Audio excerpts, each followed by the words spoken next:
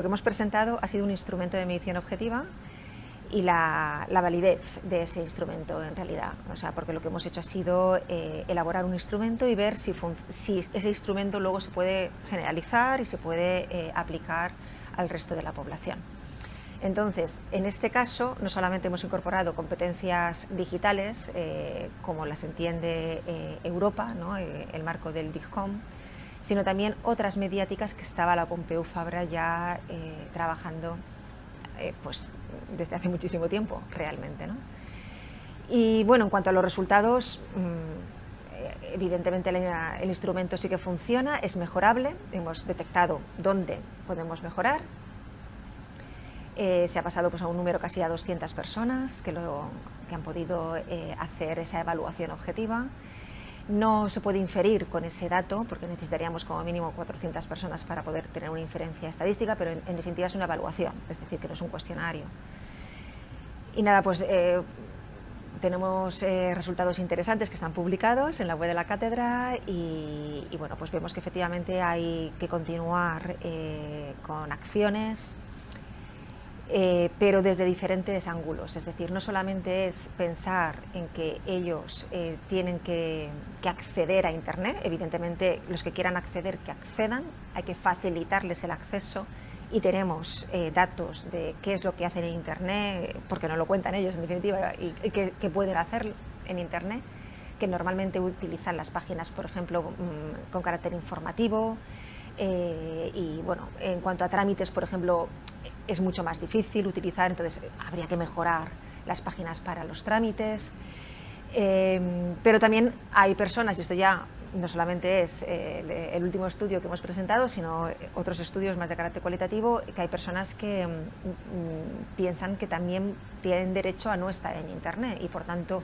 tener una vía presencial que sea eficaz como cualquier otra que sí que esté digitalizada. Esa es la cuestión, ¿no? Entonces es complejo en el sentido de que bueno, pues son varias cuestiones, ¿no?, que tenemos que poner sobre la mesa para poder de alguna forma evitar lo que se pretende evitar, porque cuando se habla de brecha digital se está hablando de exclusión digital y por tanto, dado a la digitalización, y esto sí que conecta directamente con la innovación y con el Congreso, pues están excluidos muchos de ellos socialmente, porque claro, si tú por ejemplo abres un proceso solamente en Internet y no existe un proceso presencial, pues y no sabes qué hacer y cómo hacerlo, o no tienes dispositivo, que esa sería la de acceso, o si tienes dispositivo pero no sabes qué hacer, pues entonces estamos igual, estás excluyendo a una persona, ¿no?, por no tener una vía presencial.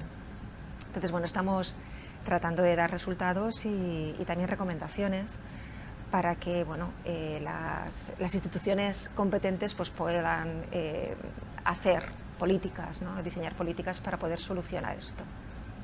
Bueno, es que, mirad, esto sí que es importante también tenerlo en cuenta, y es que cuando hablamos de personas mayores y de brecha digital, las personas mayores son muy diversas, es decir, no son todas las personas mayores.